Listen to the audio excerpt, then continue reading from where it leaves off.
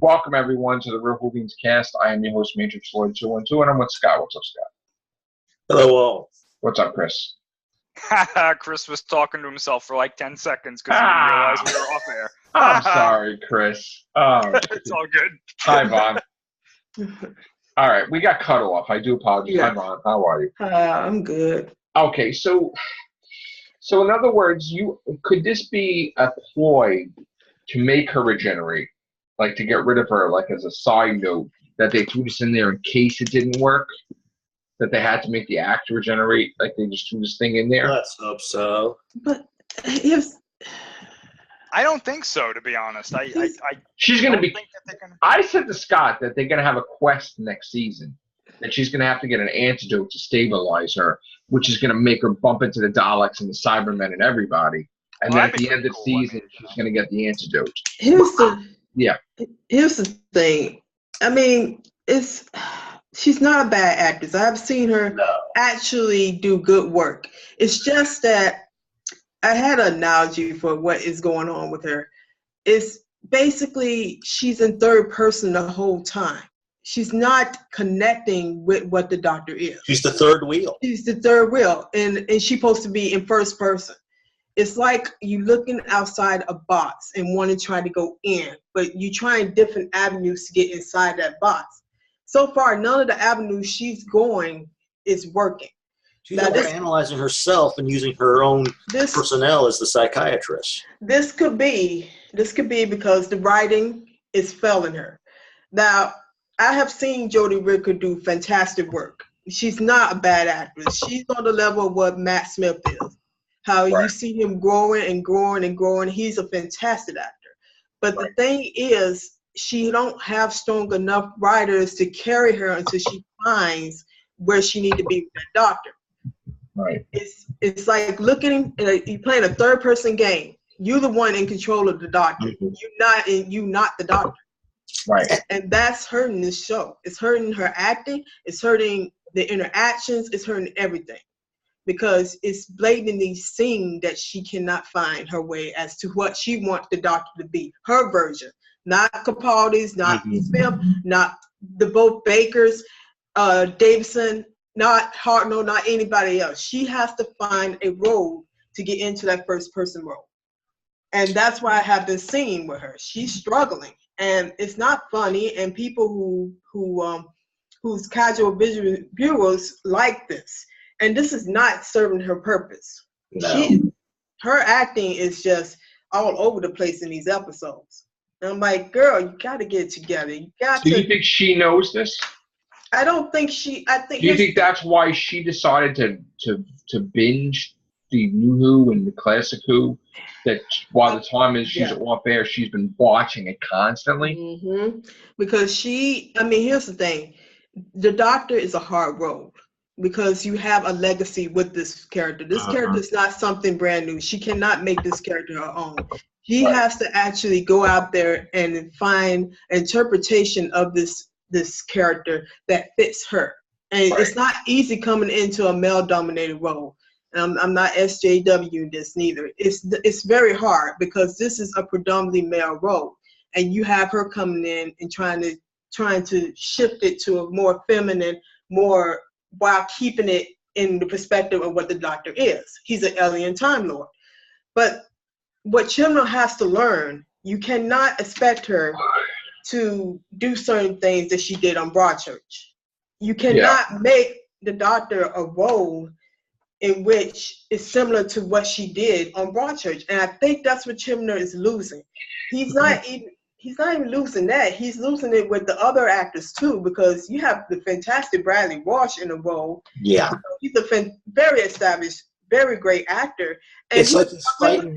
It also feels like he's fighting, okay, do I want to give these lines and these actions to this character or this character or this character and then one moment he may have it for Walsh, then he says, oh, I'm going to give it to Yaz or I'm going to give it to Ryan.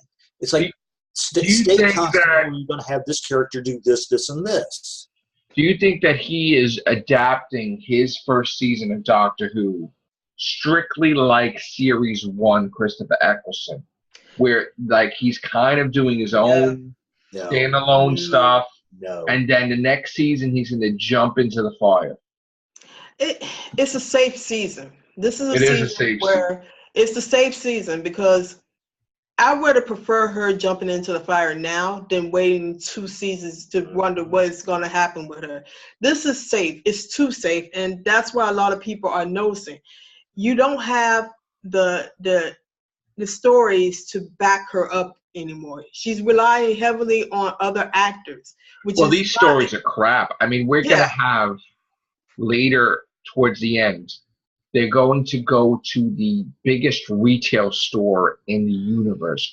Who gives a shit about that? Hey, they can pick up some vortex manipulators. For real. It's called Kerblacks or Kerblam. Yeah. It's like nobody gives a shit about that. Who's writing this stuff? It's safe, and I'm like, what the hell? Since when did Doctor Who ever became safe? This is too safe. This is like the The magic opposite. school He's bus. not challenge. He doesn't want to challenge his new doctor, and so instead of challenging him, like we said, we're going to make it easy. We're going to make them. We're going to create enemies that can be easily defeated, so they don't look That's bad. insane. So That's in turn, insane. my second opinion, the way I've been saying is, knowing it and proving it will be two different things.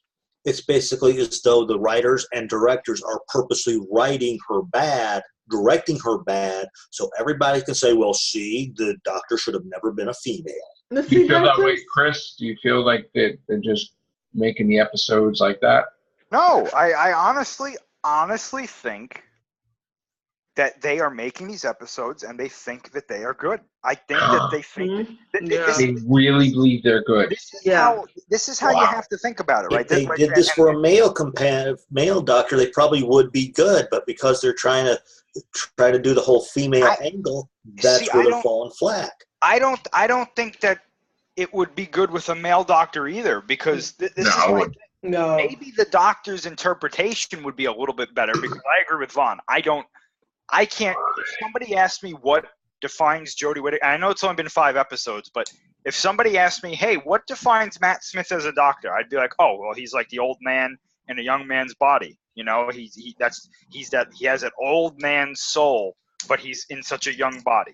He's always acting like a kid, like a child. Yeah, if you asked me Capaldi, I'd be like, he's the stern kind of like grandfather-like doctor who he throws out a joke every now and then, but it's almost like to hide how serious he is. Mm-hmm. Right. If you ask me about Jodie Whittaker, I'm like, she's fucking annoying. I don't know what else to say. Like, she hasn't found her footing. She's not into herself. And I agree with Vaughn, though. She's a good actress. I've seen her in other things. And she commands the screen at times. Yes. Like, with this, I feel like she's in the background. And it's like it's like what is she doing back there? Well, I'm really glad she's in the passenger seat trying to drive. I'm really glad that she did research the episodes, because when we see her perform her second season, which is series 12, she's going to be different. I hope so, because she has to get a grip with this character. I think she's going to wear something different too. I don't think she's going to have that. Well, let's hope so. Well, to kind of finish what I was saying before too, I think that I don't think that they're putting these episodes out like, yeah, we know this sucks, but put it out anyway. I think that they honestly think that they're like, yeah, this is good, and the ratings are reflecting it, and we're going to keep doing what we're doing, and that's it. I mean, they don't think like we do. Yeah, that Chris going to lead to complacency, and that's what it's going to be, complacency and mediocrity, because they're going to get so comfortable with the way they're going and being misled for the few people who does like this, that it's going to be a trend with this season and probably the next season. What they need to do is push her, because she's an actress. I said throw the kitchen sink at her. Yeah. I put her in a said situation where whichever way she turns, she loses. But I said that when she first started, throw everything at her. He's not throwing anything at her. That's like the I problem. said, he does not want to challenge his doctor, because he wants her to be the winning one and everybody to think of. Well, Nazi Moffat did that way. He didn't want Matt Smith to face the mask. That's right. Exactly. But his doctor was strong. They called him. He was the beast. That he was just, people are afraid of his doctor. But the problem is that he is not even, he took the whole library of villains and threw it out the window. And he won't let her fight anybody. No. No, he won't. He What- won't challenge his That's bad. doctor. That's What He bad. doesn't want her to look bad. I suggest she does is a go-to sheet, which some actors do. It's a conversation with the other person, the character you playing. What would you ask that person? Get inside that person's head. I know it's hard to do, but she needs to go and do that go-to sheet. See, the thing I'm worried about is if they catch on where they really know that they screwed up and they're desperate. The thing I'm worried about is it's one thing to throw the kitchen sink at her, but when the show is desperate and then you're forced to throw the kitchen sink at her, And jump the shark to such an is it going to look weird that all of a It sudden is. next season the It is. Daleks are in episode 1, the Cybermen in episode 2, the Sontarans are in episode 3, It's- Units in episode 4, the Masters in episode 5. Yeah. It's just going to be ridiculous. It's going to be the equivalent of what happened to Capaldi. Season 8 to 9 was radically different. Yeah. And because they was afraid of keeping him the way, some people complained, and then they wanted to go PC with him. No pun intended. They wanted him to be, because he was good those few episodes that in season 8, the first few episodes, that was his doctor. Then they calmed him down for 9, and then Well, they kept interfering with Moffat. They made it lighter and lighter. They accepted Matt Lucas. They forced Moffat to say, "Hey, we put him in." Yeah. And then he didn't want to put him in, so he gave him shitty lines, if you remember. So it's like, But it's enough of Jodie bashing, because right now she needs people to tell her, hey, you need to go for it. You need to own this character. You got the role now. And now that you over your woman, the doctors may adapt what you want, but make your doctor your doctor. And I think I really want her to succeed. I do. I don't want her to walk out. But I also think the other problem is that she's humbling herself and she's trying to toe the line because it's a new job. And once you come in a job, you have to do what they say. But I say if it goes calm the whole season 2, she needs to bring it because that's going to be the do or die one. That's going to be if people still going to be on board with her at the end of that season finale, or they're going to jump ship and kill the show. Yeah. This is her error. That's why I think she don't understand they too. Brought her in to save the show. They brought Chibnall in to save the show. They end up sinking the show. Then her chance of getting anything. Do you think Doctor needs a break or no? I don't think they need a break. I think they need to start rolling them out because we're gonna have a break with the being off the air for 16 months. That's the wrong move because now you have people dropping off and you're gonna have more people dropping off. That is not how you're supposed to do this. If you want people to get involved and be connected with the doctor, you need to have them on each year because this time period rate is gonna kill them. Yep. People are not gonna. And then if this season, God forbid, it would give her enough time to get ways on that road. Well, I gotta tell you, Yeah. No, finish. Yeah. Oh, okay. What I was gonna say is it's imperative. No, you can talk as long as you want. I'm gonna add something to it after you're done. Oh no. I was finishing what I was saying. What I'm saying is that they're going to screw everybody up because people are really confused with Chibnall's hiding everything. And when they really find out that there's no Christmas special, people are genuinely going to get upset, even though maybe they didn't want a Christmas special. And when they find out that the thing that's coming out is an actual special but not Christmas, it's because Doctor Who was not going to be put out in 2019.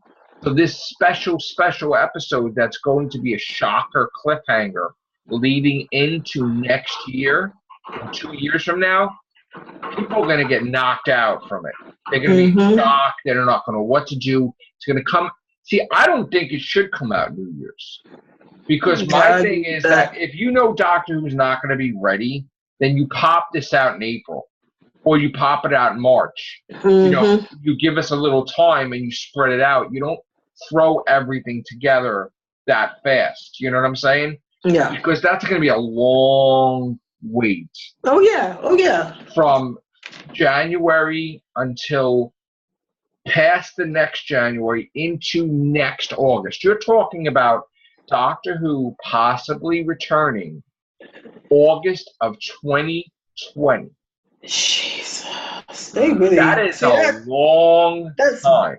that's BS. That's stupid. That is not even. And the way they feel, they don't even want to have it in the summer anymore. They want to have it September, definitely. So you're talking possibly September 2020. That is almost 2 years. This almost sounds like, and I don't have to say this, but this sounds like what happened to the Sixth Doctor, that hiatus period, 18 months. This is exactly what's happening now. And it's a shame they doing it like this, because this is basically history repeating itself. Yep. But it's not going to be Doctor in Distress, because nobody's going to give a flying crap about if it comes on by that time. Because well, you know what's going to happen? Because it's going to be off the air, she's going to feel the heat, and so is he. That she's going to probably decide to opt out before she films the end of the series 12, where she's going to leave, or he's going to leave, or they're both going to leave. And going back to when the series, when Moffat used to do these long hiatuses, I said at one time, 24, the series, they realized their mistake, and they started the season in January, so that way they could get all 24 episodes out, so people would not have to wait X number of weeks between this hour or that hour. I want Doctor to succeed. We're going to support it as much as we can, but we're not going to lie for them, and we're not going to if we don't like an episode, we don't like it. Yeah. And it's going to be blunt. I'm sorry. We have to be. Well, I did hear the girl who played Yas. Is that her name? Yas? Yeah. She's debating whether to come back. So it might be, I don't know if that was true or not, but I heard that she might not be coming back for Series 12. I heard they're all not coming back for Series 12. Oh, that Chibnall is just going to throw Rose Tyler in there to throw things off the wrench. What? Yeah. Replacing everybody with Rose Tyler? Rose Tyler or somebody familiar, because look at when they had no faith in Matt Smith and they threw River Song. Yeah. The episode. Supposedly, you need to throw something familiar in there. So maybe Matt Lucas will be popping back in with Jodie Whittaker. Never know. Yeah, and maybe Bill might be coming back too. But I know another complaint that I've been reading online from a lot of people is that it doesn't feel like Doctor Who at all. That's another thing they're gonna have to work with, because it does not feel like Doctor Who. It feels like something off of CW, to be honest with you. Yeah, something's wrong. Something is foreign with the show. I said something's off about this show. But the music doesn't line up either, though. No. It's like it's dramatic, but then how can you be dramatic about talking to a pregnant man? It's like it's not dramatic. Like the music is more powerful than the episode, that's bad too. That's a lot of things. All right, I know it's getting late, so we're gonna get out of here. I have to eat. I'm starving now. So if anybody's around in a little while, I will contact. If not, have a good night. See you guys tomorrow. Take care. Bye. Bye.